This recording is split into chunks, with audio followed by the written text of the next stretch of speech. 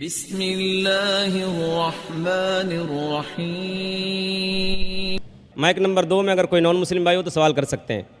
Yeah, I believe finally I got the time to ask the question.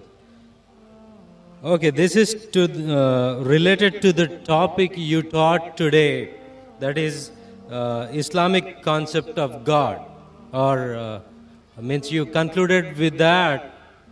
My question is, you used Surah chapter 112, and you said that it is the acid test for any religion or any concept which has to go through it. Now, in this Surah chapter 112, in verse 1, it says, Qul huwallahu ahad. Now, as I was doing research on this word ahad, it doesn't mean only one. It means one of. Because the same word was used in different verses in the Quran to say one of, not only one. For example, in Surah chapter 2, verse 136, it says, any one of ahadin. Surah chapter 2, verse 285, it says, any one of ahadin, any one of his messengers, any one of was translated from the Arabic word ahadin. Yeah, my question is that it is a deliberate mistranslation. And second question is, Brother, one question at a time because time is limited. Please may I know your name? Peter. Peter भाई ने माशाल्लाह अच्छा सवाल पूछा है और मुझे खुशी है कि आप कुरान पढ़ रहे हैं। मुझे कोई गिला शिकवा नहीं, भले आप कुरान में गलतियां निकालने के लिए पढ़िए, मैं बहुत खुश हूँ। आप कुरान पढ़ेंगे तो ही पता लगेगा कुरान कितनी पाक किताब है। भाई साहब का सवाल था जो सूरह इखलास सूरा नंबर 112 जो मैंने बयान किया, लिटमस टेस्ट फॉर थियोलॉजी, उसकी पहली आयत है कुल हुवल्लाहु अहद, कहो कि अल्लाह एक है। ये कहते हैं अहद की मानी एक नहीं है, अहद की मानी है वन ऑफ देम। एक नहीं है, वन ऑफ देम है। It is not one, it is one of them. और वो हवाला दिया सूरह बकरा के सूरा नंबर 2 और कई हवाले। हवाला देते टाइम पे ये कहा, जब आप सूरह बकरा की आयत बयान कर रहे थे उसमें लिखा था अहदिम, अहदिम इज वन ऑफ, अहद इज ओनली वन। तो आप खुद, भले आप अरबी नहीं जानते, कुरान में लिखा है सूरह इखलास सूरा नंबर 112 आयत नंबर 1, कुल हुवल्लाहु अहद, वहाँ है अहदिम, तो god is one. When you add अहदिम इट इज वन ऑफ, तो अहदिम मीन्स वन ऑफ, अहद मीन्स वन। तो आप खुद जानते हैं कि दोनों अल्फाज, the first Surah Ikhlas chapter 112 verse number 1 says कुल हुवल्लाहु अहद, say there is Allah one and only, कि अल्लाह सुब्हानहू तआला एक है। अहद में इज वन ऑफ, तो दोनों लफ्ज में एडिशन है। सूरह बकरा में एडिशन है, इसीलिए उसके मानिए one of them. Ahad means only one and nothing else, Ahad means one of them. तो आप भले अरबी नहीं जानते, ये जान सकते हैं कि दोनों अल्फाज हू बहू वो ही नहीं है। The first part Ahad means one and that means only one God. Hope that answers the question. Mike number 3 में कोई खातून हो, सवाल कीजिए। जी सिस्टर। एंड अस्सलाम वालेकुम, मेरा नाम अर्शिया अंसारी है। पहले मेरा नाम प्रीति सेठी था। I used to belong to a Punjabi family. मैं आज की डेट में दावा कर पाती हूँ अपने फ्रेंड्स से, कलीग से, I am a sports teacher, but when it comes to goddess Vaishno Devi और शेरवाली माता, I get really no answer for it. Can you please help me to put dawa for Vaishno Devi and clear my concept also? Thank you. बहन का सवाल अगर मैं सही समझाऊँ, आपने कहा कि आप दावा करते इस्लाम कबूल कर चुके हैं, माशाअल्लाह, अल्लाह आपको हिदायत दे, अल्लाह आपको ज़्यादा खैर दे। आपका सवाल है कि वैष्णो देवी के मानने वालों से कैसा दावा करूँ? आपका सवाल क्या है? उनके मानने वालों, क्योंकि आपने कहा कि वैष्णो देवी से कैसा आप दावा करें। वैष्णो देवी मिलेंगे तो दावा कर सकेंगे, नहीं मिलेंगे तो कैसा करेंगे? जिस तरीके से मैंने आज मेरी तकरीर में मेरा एक हिस्सा था खुदा का तसव्वुर हिंदू मज़हब में, इस मज़हब में आप बोलिए कि आप जब वेद पढ़ते हैं, वेद में लिखा है यजुर्वेद चैप्टर नंबर 32 श्लोक नंबर 3 में न तस्य प्रतिमास्ति, उस ईश्वर की कोई प्रतिमा नहीं, कोई अक्स नहीं, कोई फोटोग्राफ नहीं, कोई पेंटिंग नहीं, कोई बुत नहीं, कोई मूर्ति नहीं, कोई स्टैचू नहीं। तो जो वैष्णु देवी जो गॉडेस है, इसकी मूर्ति हो ही नहीं सकती। ये जो उन लोगों को मिलता है दूसरी किताबों जो हिंदू मज़हब की नीचे की किताबों में है। लेकिन जब भी कोई हिंदू मज़हब की किताब में टकराव होता है, वेद की बात और ऊंची होती है, ये सबसे ऊंची किताब है। तो वेद से जब देखेंगे, वेद में कहीं भी नहीं लिखा है कि ईश्वर की प्रतिमा है। हिंदू मज़हब में दो किस्म की किताब है, एक है श्रुति, दूसरी है स्मृति। श्रुति मतलब वो किताब जो ईश्वर की तरफ से आई हुई, स्मृति मतलब वो किताब जो इंसानों ने लिखी है। तो इंसानों की किताब में मिलावट हो चुकी है और इसमें कई चीज़ें हैं जो श्रुति के खिलाफ है। तो आप जब मुताला करेंगे, उनसे ये कहिए कि ये श्रुति में नहीं लिखा है। श्रुति मतलब वेद और उपनिषद। जब आप हवाला देंगे जिस तरीके से मैं तकरीर में दिया हूँ, उस तरीके से इंशाअल्लाह आप अपने दोस्तों को ये दावत दे सकेंगे कि ईश्वर की कोई प्रतिमा नहीं, कोई अक्स नहीं, कोई मूर्ति नहीं, कोई बुत नहीं। Hope the answer the question. कोई प्रतिमा नहीं है, वहाँ पत्थर है। अगर वैष्णो देवी मंदिर जाएंगे, वहाँ कोई प्रतिमा नहीं है, वहाँ पत्थर है जिसकी पूजा की जाती है। प्रतिमा जब मैं कहता हूँ अक्स, चाहे पत्थर भी हो वो प्रतिमा में आ जाता है। पत्थर को पूजना हराम है। जिस तरीके से मैंने कहा यजुर्वेद में चैप्टर नंबर 40 मंत्र नंबर 9 में अंधात्म भविष्यन्ति या सम्मुति मुपास्ते, अंधकार में वो लोग जा रहे हैं जो लोग कुदरती चीज़ों की इबादत करते, चाहे वो हवा हो, आग हो, पानी हो, और वो लोग और घोर अंधकार में जा रहे हैं जो बनाई हुई चीज़ें, चाहे टेबल हो, चेयर हो, मूर्ति हो या पत्थर को तराशते हैं, ये सब की इबादत करना यजुर्वेद अध्याय नंबर 40 मंत्र नंबर 9 के हिसाब से हराम है। तो पत्थर की पूजा करना भी हराम है। इस्लाम मज़हब में हराम है, हिंदू मज़हब में भी हराम है। चाहे आप उसको तराशो या मत तराशो, इबादत सिर्फ करना चाहिए खुदा की, और उस खुदा का कोई अक्स नहीं, और आप उस खुदा को देख नहीं सकते इस दुनिया में। अपनी आँखों से उस खुदा को देख ही नहीं सकते। लिखा है बाइबल में, कुरान में भी, हिंदू स्क्रिप्चर में, अगर आप खुदा की बराबरी कोई भी चीज़ से कर सके इस दुनिया में, चाहे वो आसमान की चीज़ हो या इस धरती की चीज़ हो, तो वो खुदा हो ही नहीं सकता। Hope the answer the question.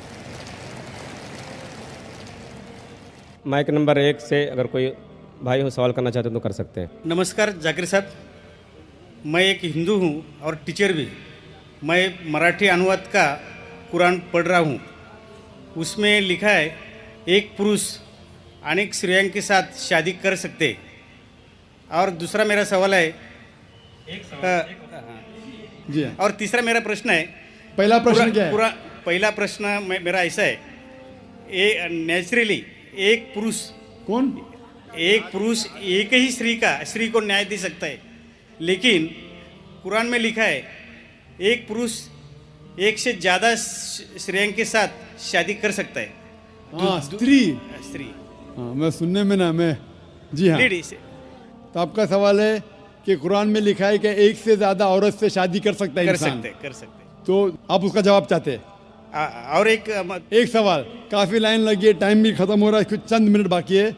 इस सवाल का जवाब भी बहुत ज़्यादा है। आपके पहले सवाल का जवाब दूंगा। भाई साहब ने पूछा है कि एक पुरुष, एक आदमी एक ही औरत से शादी करता है, लेकिन कुरान में लिखा है कि एक से ज़्यादा से कर सकते, तो इसकी वजह क्या है?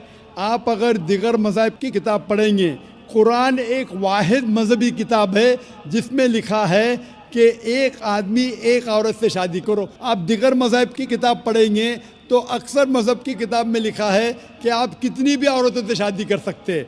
जब आप पढ़ते रामायण, आपकी हिंदू मज़हब की किताब, रामायण में लिखा है कि श्री राम के वालिद की कितनी बीवियां थी? कितनी थी? बहुत से। दशरथ की कितनी बीवियां थी?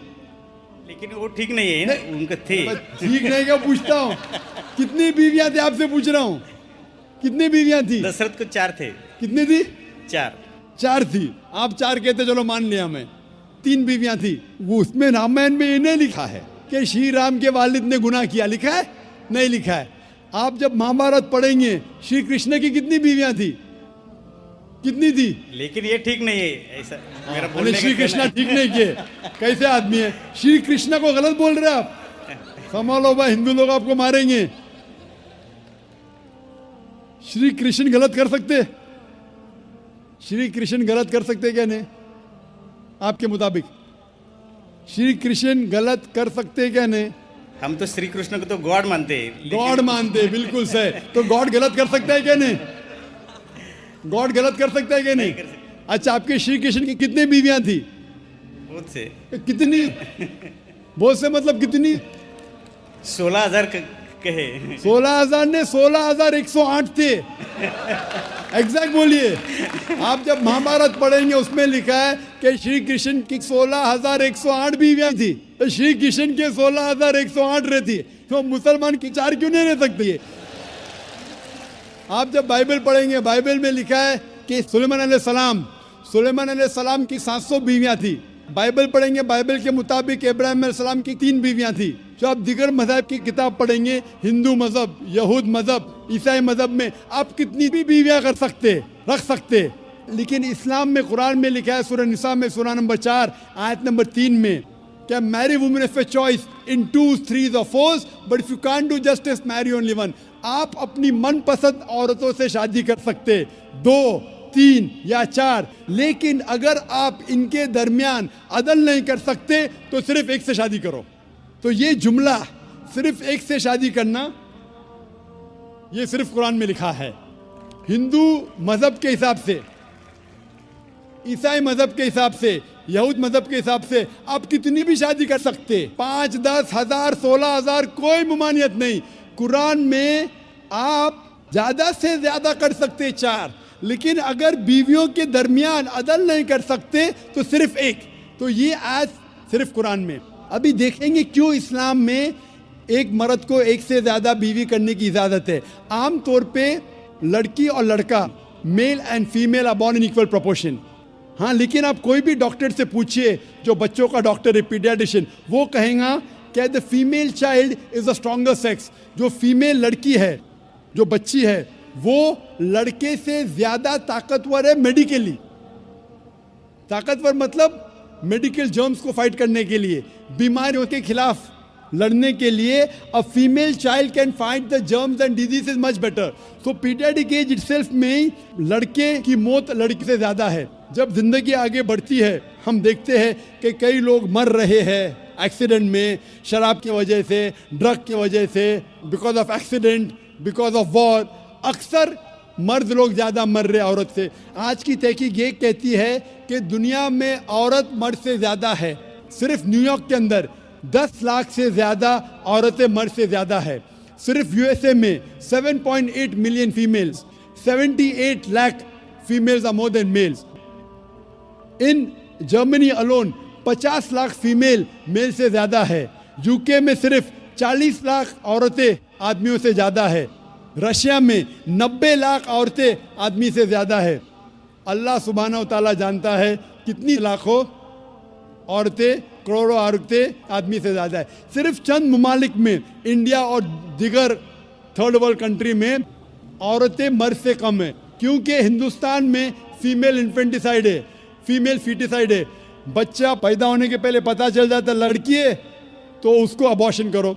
लड़की पैदा होती है, तमिलनाडु गवर्नमेंट हॉस्पिटल के हिसाब से 10 लड़कियां जब पैदा होती है, 10 में से 4 का कत्ल किया जाता है।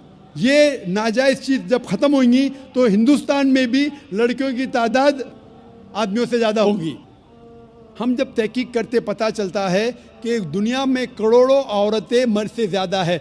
मिसाल के तौर पे आपकी बहन या मेरी बहन यूएसए में रह रही है और मार्केट सैचुरेटेड है, हर आदमी ने एक औरत से शादी कर ली, फिर भी 78 लाख 7.8 मिलियन फीमेल को शोहर नहीं मिलेगा।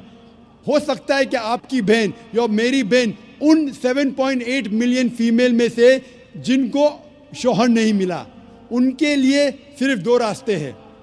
एक रास्ता है कि वो ऐसे आदमी से शादी करे जिसकी बीवी मौजूद है, या वो बाजार की औरत बन जाए, बाजार की जीनत बन जाए। आप कहेंगे जाकिर बाजार की जीनत, इतना वाहियात लफ्ज, ये सबसे सोफिस्टिकेटेड वर्ड है, पब्लिक प्रॉपर्टी, इससे अच्छा वर्ड मैं इस्तेमाल ही नहीं कर सकता हूँ। और कोई भी मॉडेस्ट लड़की औरत ये कहेंगी कि जब दोनों के बीच में चॉइस है, मैं पसंद करूँगी एक आदमी की बीवी बनूँ जिसकी बीवी मौजूद है बनिस्बत बाजार की जीनत बनूँ। और आप देखते हैं कि यूएसए में एक आदमी 8 औरतों से जिना करता है शादी करने के पहले। कितने? 8। कोई करता है 2, कोई करता है 4, कोई नहीं करता है, कोई 20। एवरेज स्टैटिस्टिक्स कहती है कि 8 औरतों से जिना करता है शादी करने के पहले, शादी करने के बाद नहीं लिखा है कितनी। ये यूएसए ये नहीं तस्लीम करता कि 2 बीवी। क्यों? इस्लाम में जब एक औरत एक आदमी की बीवी बनती है जिसकी बीवी है, दूसरी बीवी बनने के बावजूद उस औरत को इज्जत मिलती है, उसकी आबरू रहती है, उसको सारे अपने हुकूक मिलते हैं। जब बाजारी औरत को, बाजार की जीनत की औरत को अपने हुकूक नहीं मिलते, उसकी इज्जत नहीं रहती, उसकी आबरू नहीं रहती। इसीलिए इस्लाम में कुछ आदमियों को एक से ज़्यादा बीवी करने की इजाज़त है ताकि औरतों की इज्जत इस दुनिया में बरकरार रहे। Hope that answers the question.